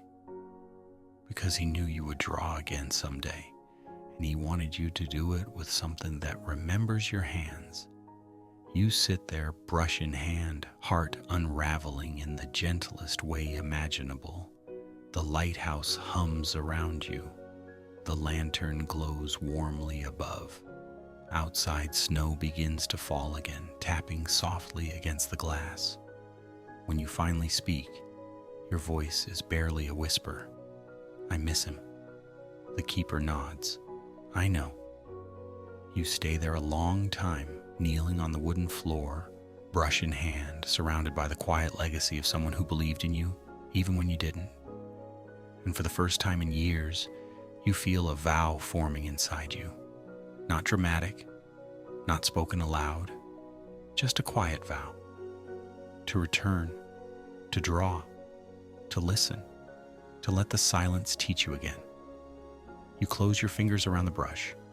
You inhale, you exhale, and the vow settles into place.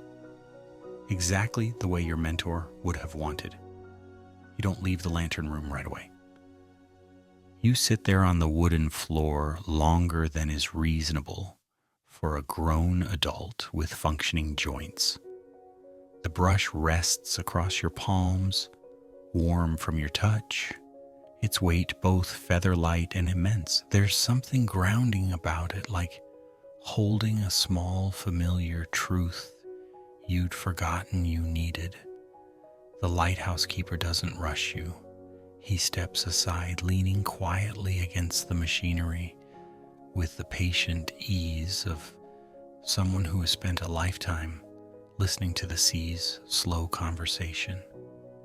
For several minutes, the only sound is the soft whir of the lantern rotating above you. Eventually you stand, not gracefully, not with any dignity, but with a small grunt that betrays your age more than you'd like. You clear your throat and pretend the keeper didn't hear it. He definitely did. He descends the staircase first, letting you follow at your own pace. Each step creaks under your weight, echoing your heartbeat in a strangely comforting rhythm. Back on the ground floor, you set the brush gently on the table, brushing your fingertips across the bristles as though greeting an old friend. The keeper watches you but doesn't intrude on the moment. Finally, he asks softly, "Do you want to see where he always stood?" Your breath stills for a moment. "Yes," you answer, surprising yourself with how certain your voice sounds. He gestures for you to follow, pulling on his thick coat before pushing open the lighthouse door.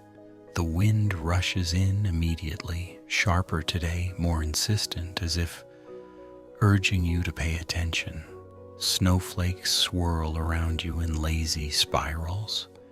The keeper leads you along the narrow path circling the lighthouse, then down a slope carved naturally into the cliffside. It's not steep, but the rocks are uneven, shaped by years of storms clawing at them.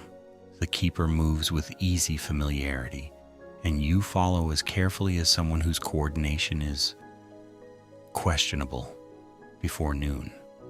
At the bottom of the slope, there's a small outcrop, a kind of stone balcony overlooking the crashing waves below. You step onto it, boots crunching softly. The wind hits your face, cold but invigorating. This was his spot, the keeper says, stopping beside you. You look out. The view is harsher here, raw, honest. Waves smash against the rocks with slow, heavy force, sending mist upward in shimmering bursts. The horizon stretches out in an endless gray-blue line. Snow falls lightly, dissolving on the sea's surface. You can see why your mentor stood here. It isn't beautiful in the postcard way. It's beautiful in the truthful way.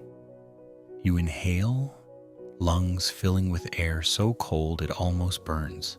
The wind tugs at your coat, at your scarf, at old memories you weren't planning to unpack.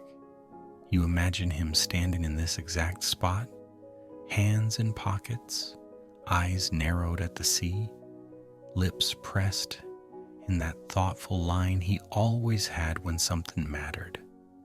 You imagine the wind tossing his hair, the lantern light catching the side of his face during the late evenings.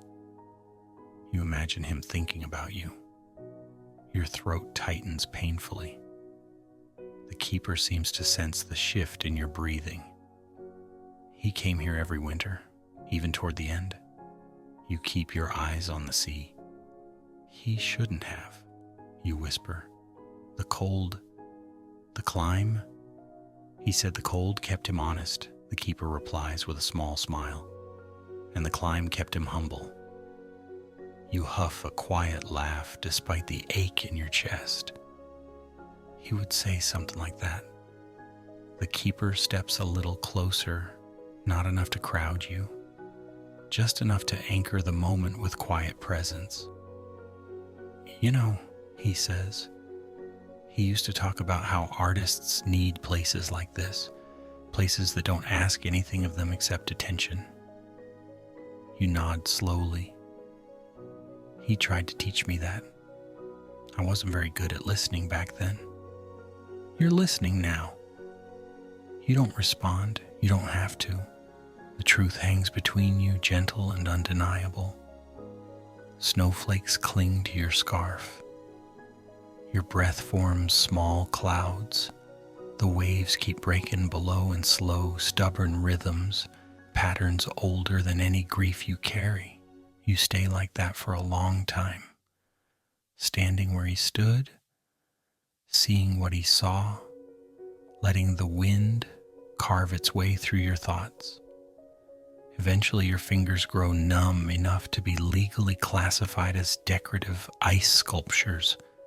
The keeper notices and nudges his head toward the lighthouse. Come inside before you freeze completely, he says. I don't have enough blankets to revive you. You follow him back up the path, each step feeling heavier and lighter at the same time. When you reach the lighthouse door, he holds it open for you. The warmth inside wraps around you instantly. You stand near the heater for a moment, thawing your face, your hands, your emotions. The keeper places a mug of hot tea on the table, the steam curling upward in soft, delicate swirls. You take it, holding it between both hands. Thank you, you murmur. Tea helps with everything, he says simply.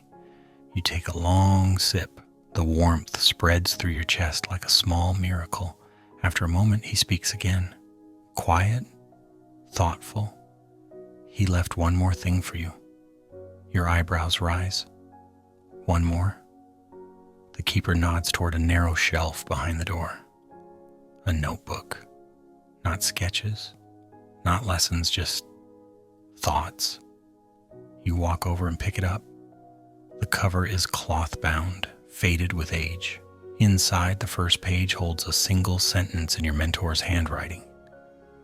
If you ever return here, let this place finish the words, I couldn't. Your breath stutters. You close the notebook, pressing it to your chest. The keeper doesn't say anything. He doesn't need to.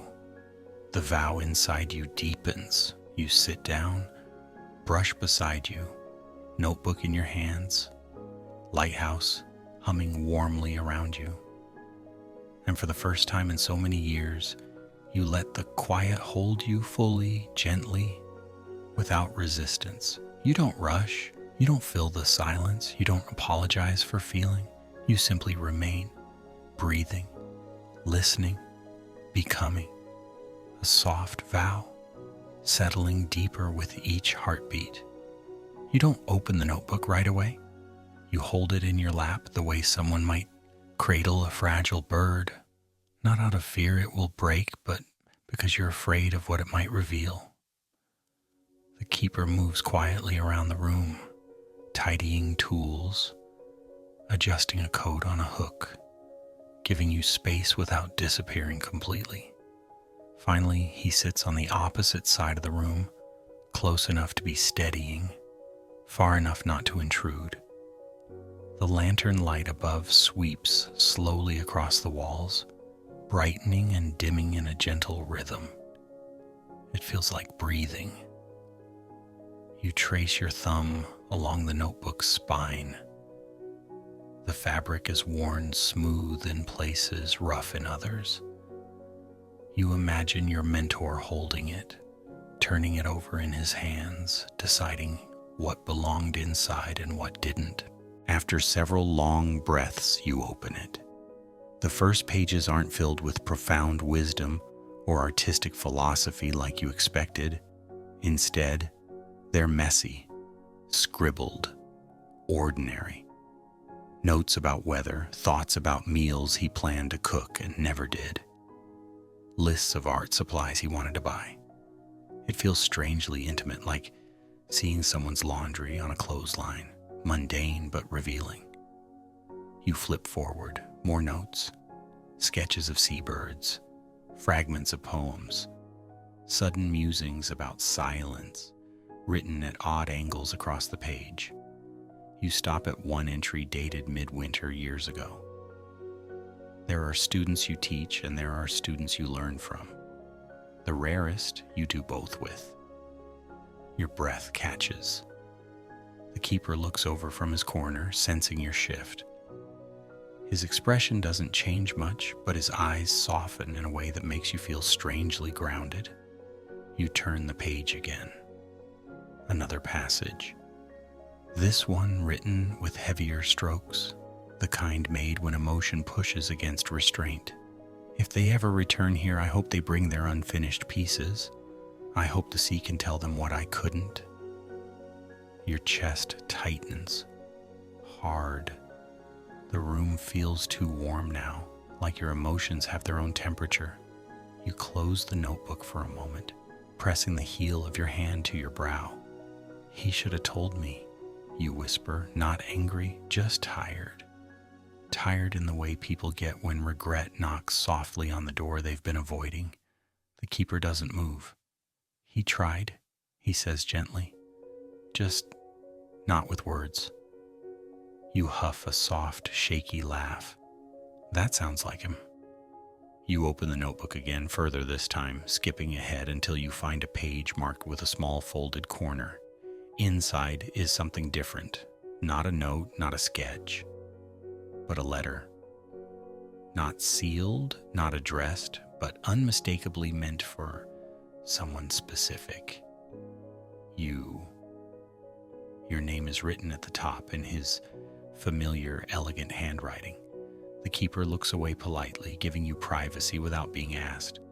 Your fingers tremble slightly as you lift the letter. It's simple. One page, no embellishments, no unnecessary flourishes.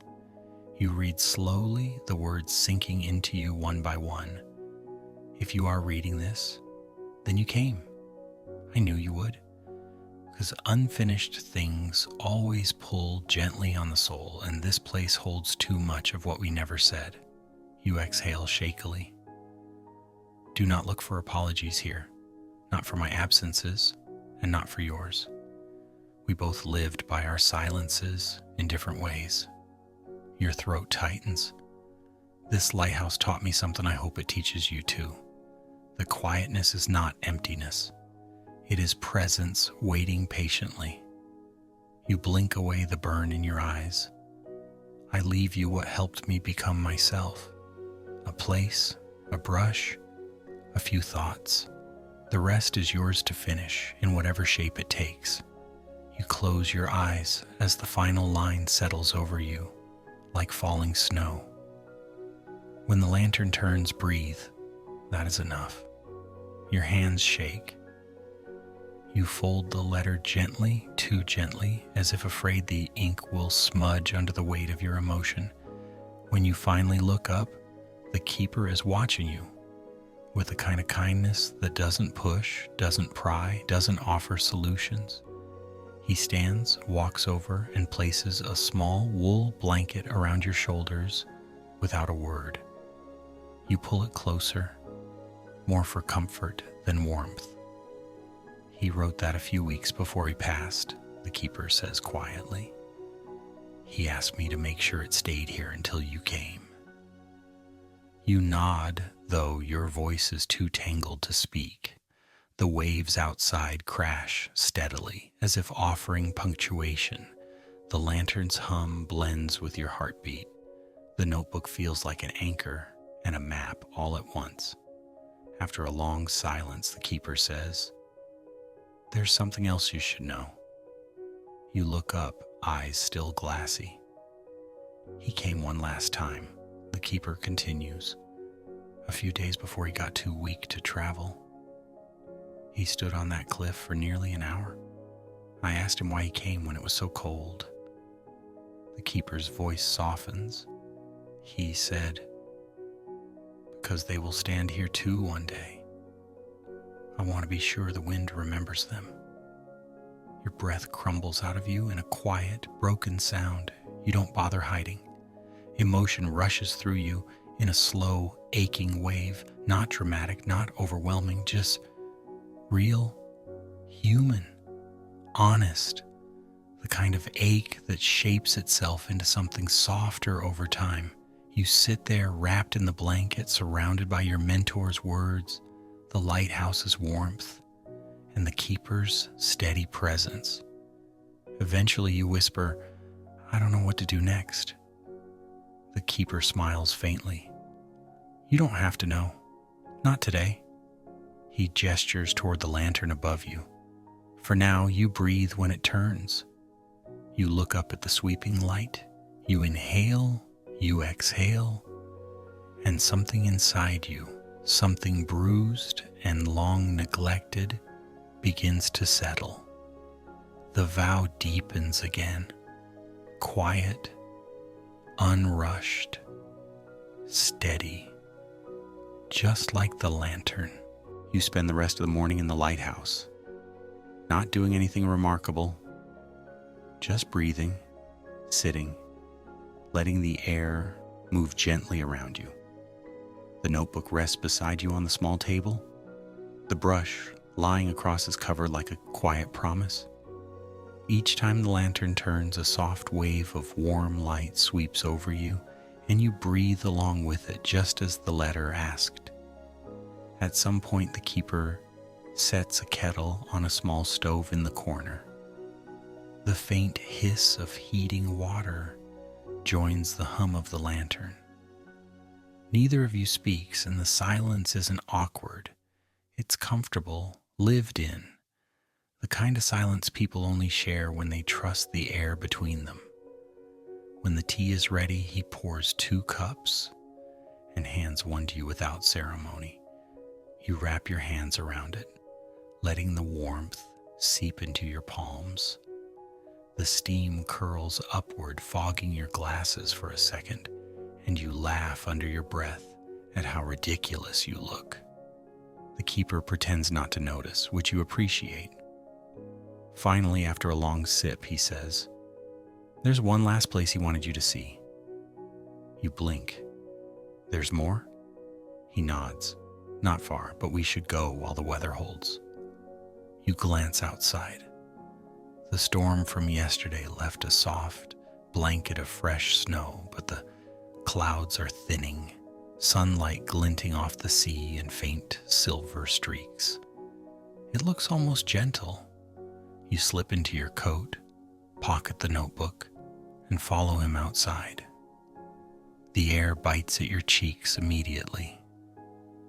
but it's a clean, invigorating cold, the kind that wakes your lungs and sharpens your vision. The keeper walks ahead, his boots leaving crisp prints in the snow. You follow them like stepping stones through the quiet morning. He leads you not toward the village, not toward the cliffs, but along a narrow path behind the lighthouse, one you hadn't noticed before. It winds through a sparse cluster of pine trees dusted in white, their needles whispering softly in the breeze. As you walk, the world feels strangely suspended. Every sound is muffled by the snow. The sky is pale and endless. Even the sea sounds softer from here.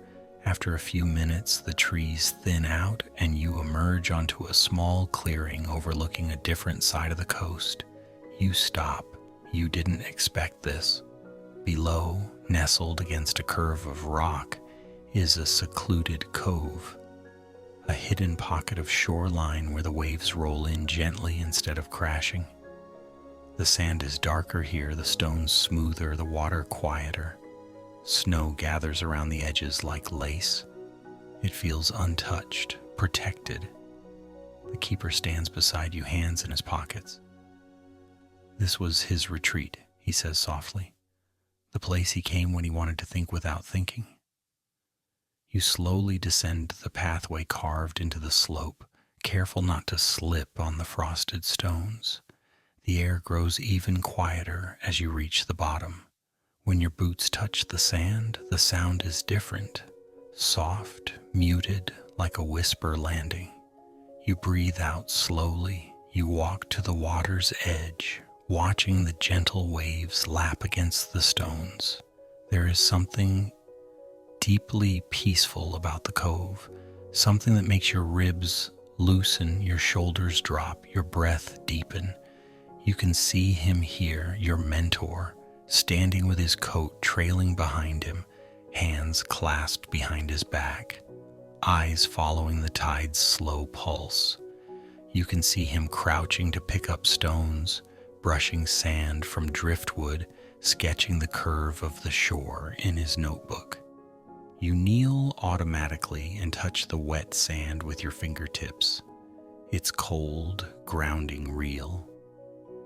He said the cove reminded him of unfinished thoughts, the keeper says from behind you.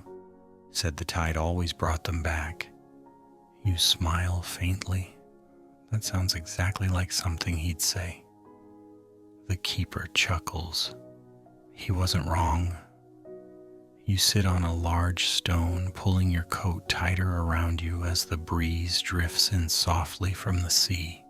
The lighthouse tower peeks over the cliff in the distance, its lantern still turning like a patient companion. The keeper sits a few feet away, leaving space but staying near enough that you feel accompanied. He came here every visit, he says. Always early morning, always before he worked on anything else. You glance at him. Did he ever talk to you about why? The keeper shakes his head, not directly, but the way he stood here. He pauses, searching for the right words. It was like the sea was the only thing he trusted with his uncertainties. You hug your knees lightly, watching the waves. I don't think he wanted people to see him uncertain. Most great artists are, the keeper says gently. They just hide it well. You laugh under your breath. He'd hate that you called him great. He knew what he was, the keeper replies. He just pretended not to. A comfortable silence follows. You let your gaze trace the horizon, the soft rise and fall of the sea, the faint shimmer of sunlight catching on the water's edge. Something inside you loosens, not in a sudden collapse, but in a slow untying, the kind that feels like exhaling after years of accidentally holding your breath. You take the notebook from your pocket and open it again. The wind flips a few pages until it lands on a blank one. You rest the book on your lap. The keeper watches quietly. You don't have to draw, he says. Not unless you want to. You shake your head. I don't think I need to draw. I just need to sit here. He smiles. That's enough. You stay there for a long time, longer than you meant to. The sun climbs slowly behind the clouds, painting the cove in a soft gray light. Waves creep in and retreat. Snow falls in gentle bursts. A gull glides overhead, calling out once before disappearing behind a cliff. Eventually, the keeper stands. We should head back before the snow thickens. You rise too, brushing sand from your coat. Before leaving, you turn back to the cove one more time. I'll come back, you whisper. The promise feels right, quiet, steady. You and the keeper walk back toward the lighthouse in silence, your steps soft against the snow. When you reach the cliff path, you glance back once more. The cove sits there like a secret waiting patiently. And somewhere deep in your chest, somewhere you haven't touched in years, a small, long neglected part of you finally stirs awake. Not fully, not loudly. Just enough to say you're not finished yet. The walk back to the lighthouse is quiet, patient, and a little slower than before.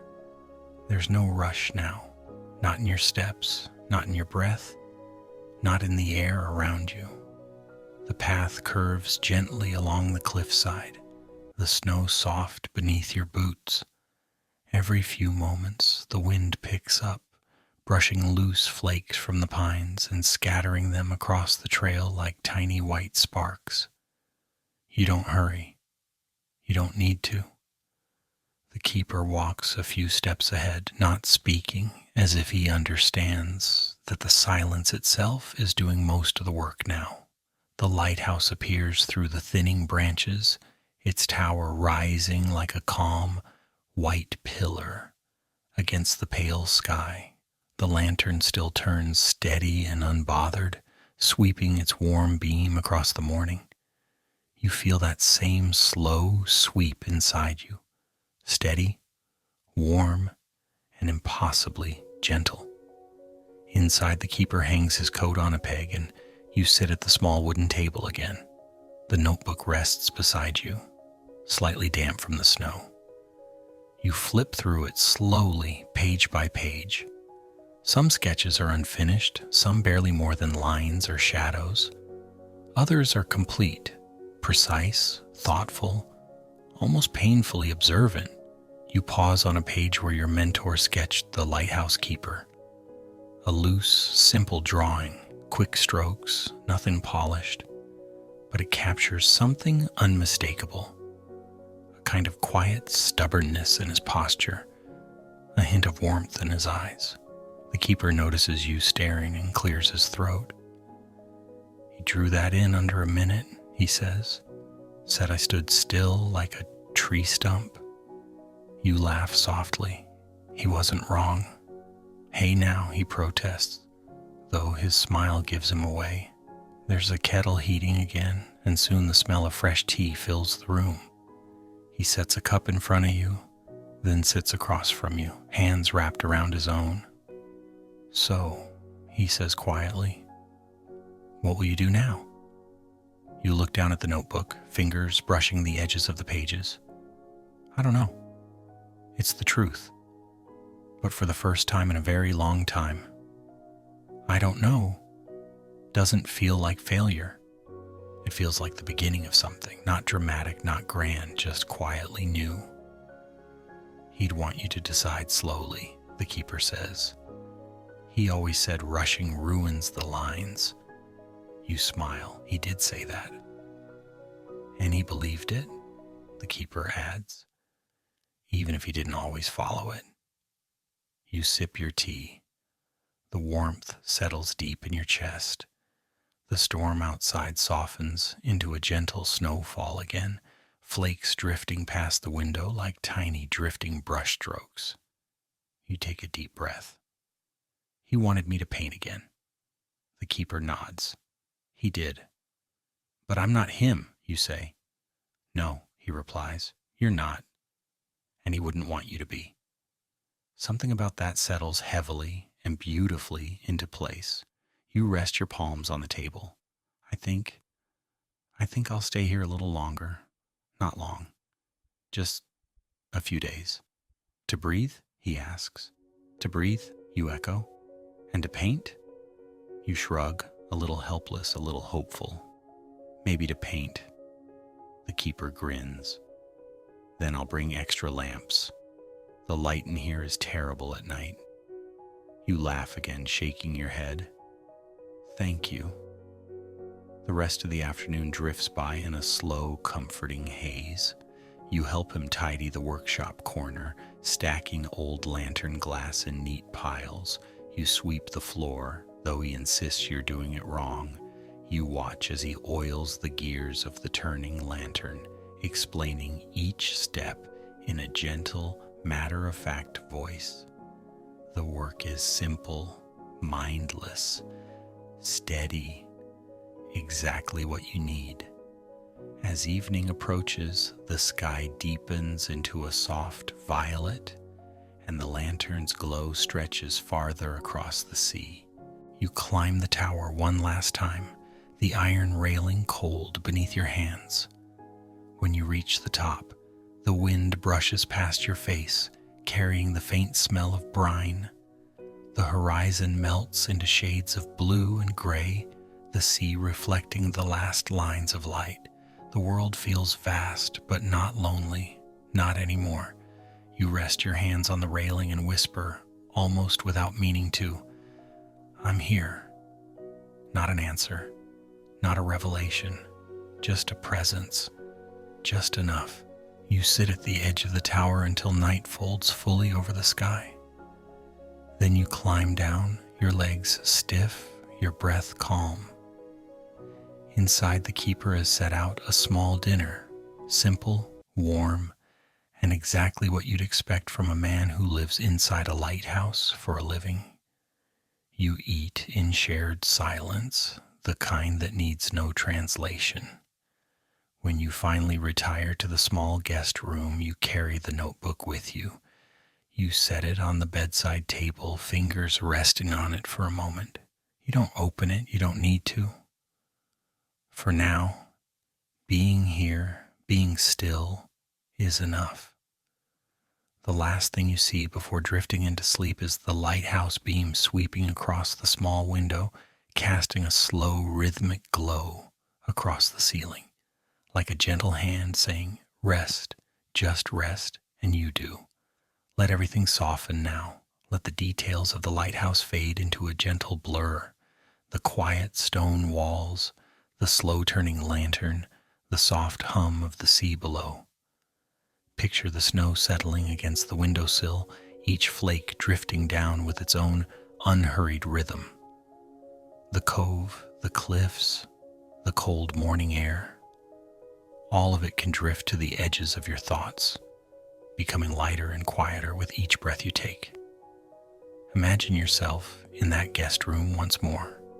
The blankets warm, the air still, the notebook closed, but resting beside you like a calm companion. Nothing pressing, nothing urgent. Just the steady glow of the lighthouse beam passing over the room again and again, slower each time, dimmer each time, as if it's guiding you gently toward rest. Your breathing deepens without effort. Your shoulders drop. Your mind begins to float the way snowflakes drift. Light, effortless, suspended. You've walked through storms, through silence, through old memories and new beginnings. And now, there is nothing left to solve, nothing to decide.